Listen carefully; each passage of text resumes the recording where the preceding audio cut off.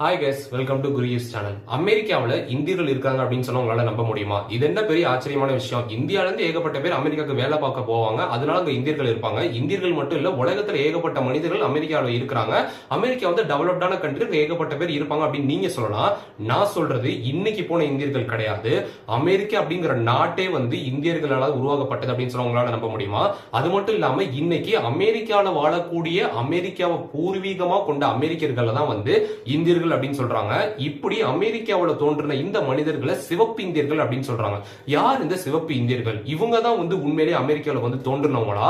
ஆக்சுவலா இந்தியால இருந்து போனவங்க தான் வந்து அமெரிக்கர்களா உருமாறிட்டாங்களா?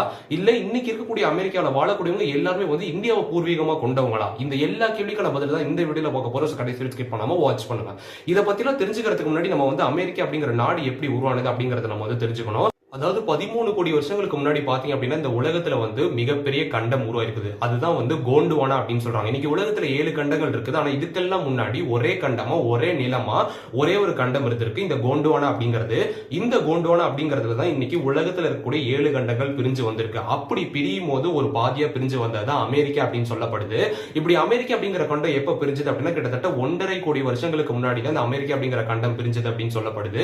இப்படி பிரியும் போது இன்னைக்கு அமெரிக்கா அப்படிங்கிறது 2 பாகமா இருக்குது. இது எப்படி பிரிஞ்சது அப்படின்னா மொத்தமா அமெரிக்கா அப்படிங்கிறது ஒரு பாகமா பிரிஞ்சு வந்திருக்கு. இப்படி பிரிஞ்சதுக்கு அப்புறமேட்டு பாத்தீங்க அப்படின்னா இன்னைக்கு இருக்கக்கூடிய பசிபிக் பெருங்கடல் இருக்குல்ல, அந்த பசிபிக் பெருங்கடல்ல ஒரு மிகப்பெரிய பிளவு ஏற்படுது. அந்த பெருங்கடல் போய் இந்த ஒரு நிலத்தை வந்து அட்டாக் பண்ணும்போது பாத்தீங்க அப்படின்னா கரேபியன் சி அப்படின்ட்டு ஒரு மிகப்பெரிய கடல் வந்து உருவாகுது இந்த நிலத்துக்கு நடுவுல. அப்படி ஒரு மிகப்பெரிய பிளவு ஏற்பட்டு நார்த் அமெரிக்கா, சவுத் அமெரிக்கா அப்படிங்கிட்டு 2 பாகமா பிரியுது. இந்த 2 பாகத்துக்கு நடுவுல தான் கரேபியன் சி அப்படிங்கிறது சிச்சுவேட் ஆயிருக்குது. இப்படிதான் வந்து அமெரிக்கா அப்படிங்கிறது உருவானது, 2 பாகங்களா பிரிஞ்சது. இப்படிதான் வந்து அமெரிக்காவோட ஹிஸ்டரி இருக்கு அப்படின்ட்டு ஆராய்ச்சியாளர்கள் கண்டுபிடிக்கிறாங்க. இப்படி இருக்கும்போது இங்க மனிதர்கள் எப்படி வந்தாங்க, இவங்களை எப்படி சிவப்பு இந்தியர்கள் அப்படின்னு சொல்றாங்க? அப்ப அமெரிக்காவுக்கு முன்னாடி இந்தியா உருவாயிருச்சு அப்படின்னு கேட்டா இதுக்கு நம்ம வந்து எங்க போனோம் அப்படின்னா முதல்ல இந்தியர்களுடைய வரலாறு நம்ம வந்து தெரிஞ்சுக்கணும். இந்தியாவில் எப்படி மனிதர்கள் வந்தாங்க அப்படின்னா கிட்டத்தட்ட 50,000 வருஷங்களுக்கு முன்னாடி பாத்தீங்க அப்படின்னா ஆப்பிரிக்கால வந்து பாலியோலித்திக் ஹண்டர்ஸ் அப்படின்னு சொல்லக்கூடிய அந்த காலத்து பழங்கால ஆதி மனிதர்கள் வந்து இருக்கிறாங்க. இவங்க தான் பாத்தீங்க அப்படின்னா கொஞ்ச தூரம் டிராவல் பண்ணி ஆப்பிரிக்கால இருந்து டிராவல் பண்ணி கொஞ்ச தூரம் வந்து இந்தியாவை அடைகிறாங்க. இந்தியாவில் நீண்ட நாள் இவங்க வந்து வாழ்றாங்க அப்படின்னு சொல்லப்படுது. அப்போ இந்தியாவில் வந்து 50,000 வருஷங்களுக்கு முன்னாடி தான் மனித நாகரிகம் வந்து தோன்றுறது அப்படின்னு சொல்லப்படுது. இவங்க தான் இங்க இருந்து வந்து வந்திருக்காங்க. இப்படி வந்தவங்க பாத்தீங்க அப்படின்னா இந்தியாவில் வந்து நீண்ட நாள் வாழ்ந்ததுக்கு அப்புறம் இவங்களை வந்து பாலியோ இந்தியன்ஸ் அப்படின்னு சொல்றாங்க. இப்படி இந்தியாவோட செட்டில் ஆனதுக்கு அப்புறமேட்டு இங்கே ரொம்ப நாள் வந்து வாழ்ந்துட்டு இருக்காங்க. இங்க இருந்து பாத்தீங்க அப்படின்னா இவங்க இந்த பாலியோ இந்தியன்ஸா இருக்கிறவங்க இந்தியாவில இருந்து திரும்ப மைக்ரேட் ஆகி ரொம்ப தூரம் டிராவல் பண்ணி போறாங்க. அப்படி டிராவல் பண்ணி போகும்போது பாத்தீங்க அப்படின்னா அதாவது இந்த ஏசியா கான்டினென்ட்டுக்கும் அமெரிக்கன் கான்டினென்ட்டுக்கும் பாத்தீங்க அப்படின்னா கிட்டத்தட்ட பல லட்சம் வருஷங்களுக்கு முன்னாடி பாத்தீங்க அப்படின்னா ஒரு மிகப்பெரிய கனெக்ஷன் இருந்திருக்கு அப்படின்னு சொல்லப்படுது. அதுதான் வந்து மேமோத் ஸ்டெப்பி அப்படின்னு சொல்றாங்க. அதாவது இந்த ஆசிய கண்டமா இருக்கட்டும், பக்கத்துல இருக்கக்கூடிய அமெரிக்கா கண்டமா இருக்கட்டும், ரெண்டுமே வந்து ஒரு மிகப்பெரிய இணைப்புல வந்து இணைஞ்சிருக்குது. இது வழியா தான் இந்தியாவில் தோன்றின அந்த ஆதி மனிதர்கள் வந்து டிராவல் பண்ணி அமெரிக்காவுக்கு போயிருப்பாங்க அப்படின்னு சொல்லப்படுது. சோ அப்படி ஆப்பிரிக்கால இருந்து மனிதர்கள் வந்து இந்தியாவுக்கு வந்தாங்க 50,000 வருஷங்களுக்கு முன்னாடி. இந்தியாவில் மனிதர்கள் தோன்றினாங்க. இந்த இந்தியர்களை வந்து பாலியோ இந்தியன்ஸ் அப்படின்னு சொல்றாங்க. இந்த பாலியோ இந்தியன்ஸ் தான் இந்த மேமோத் ஸ்டெப்பி அப்படின்னு சொல்லப்படக்கூடிய இந்த ஒரு பாலம் வழியா கடந்து போறாங்க. இந்த மேமோத் ஸ்டெப்பி வழியா கடந்து போய் அவங்க அடைஞ்ச பாதை தான் வந்து அமெரிக்கா அப்படின்னு சொல்லப்படுது. இப்படிதான் வந்து அமெரிக்காக்குள்ள அவங்க வந்து நுழையிறாங்க. 14,000 வருஷங்களுக்கு முன்னாடி தான் அமெரிக்கால வந்து மனித நாகரிகம் வந்து தோன்றுறது அப்படின்னு சொல்லப்படுது. ஏன் அப்படின்னா ஆப்பிரிக்காவா இருக்கட்டும், இந்தியாவா இருக்கட்டும், பல லட்சங்கள் பல ஆயிரம் வருஷங்களுக்கு முன்னாடி மனிதர்கள் வந்துட்டாங்க. ஆனா அமெரிக்கால மனிதர்கள் தோன்றுனது எப்போ அப்படின்னு பாத்தீங்கன்னா 14,000 இருந்து 15,000 வருஷங்களுக்கு முன்னாடி தான். இவங்க டிராவல் பண்ணி அங்க போறதுக்கு அவ்வளவு நாளா இருக்குது. அதுக்கப்புறமேட்டு தான் வருஷங்களுக்கு அப்புறமேட்டு தான் மனித நாகரிகம் இந்த இடத்தை வந்து ரீச் பண்ணிருக்காங்க. சோ அப்படி இங்க வந்ததுக்கு அப்புறமேட்டு தான் அமெரிக்கால வந்து செட்டில் ஆனவங்க தான் வந்து ரெட் இண்டியன்ஸ் அப்படின்னு சொல்லப்படுது. ரெட் இந்தியன், சிவப்பு இந்தியர்கள் அப்படிங்கிற பேர் வந்து எப்படி வந்தது, இவங்களை யார் முதல்ல கண்டுபிடிச்சா அப்படின்னா அதாவது அமெரிக்கா வந்து கண்டுபிடிச்சவர் கொலம்பஸ் அப்படின்னு நமக்கு தெரியும். இந்த கொலம்பஸ் அப்படிங்கறவர் தான் பாத்தீங்க அப்படின்னா அதாவது அந்த காலகட்டத்தில் ஏகப்பட்ட பேர் வந்து இந்த உலகத்தை வந்து ஆராய்ச்சி பண்றதுல, உலகத்தில் இருக்கக்கூடிய நாடுகளை கண்டறியறதுல ரொம்ப ஆர்வமா இருந்தாங்க.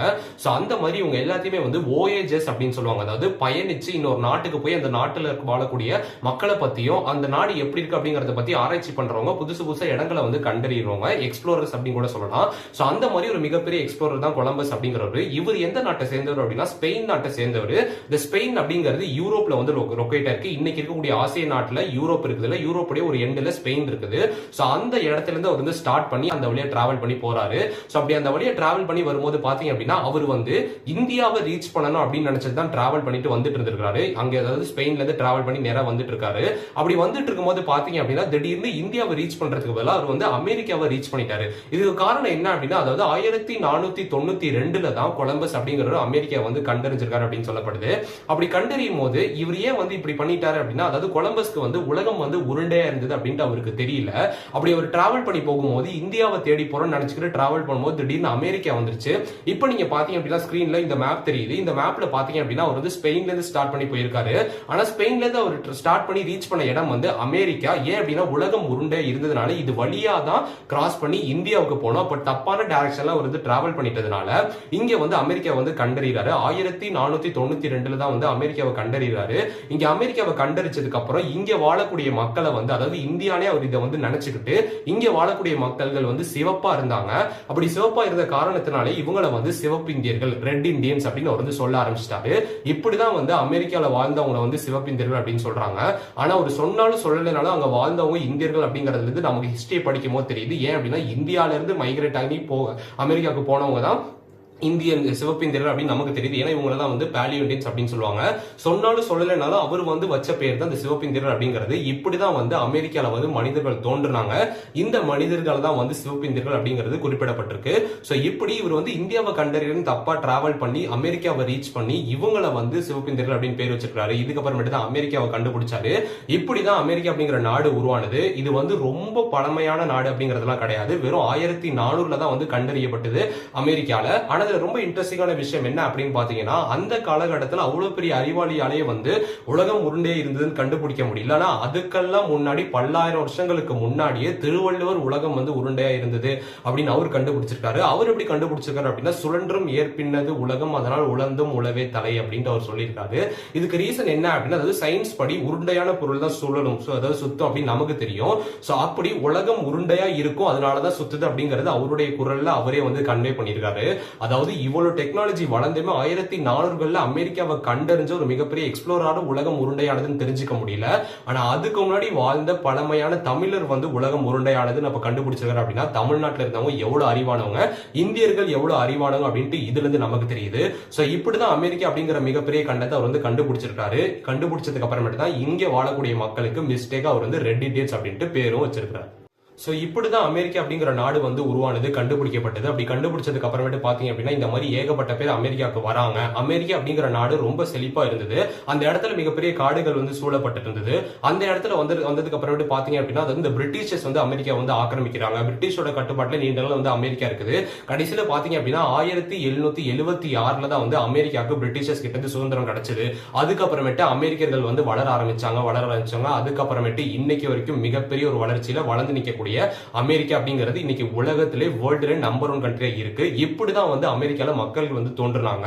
மக்களுடைய நாகரிகம் இப்படிதான் தோன்றுனது. இந்த இடத்துல இப்படி உருவான மனிதர்கள் தான் வந்து சிவப்பு இந்தியர்கள் அப்படின்னு சொல்றாங்க.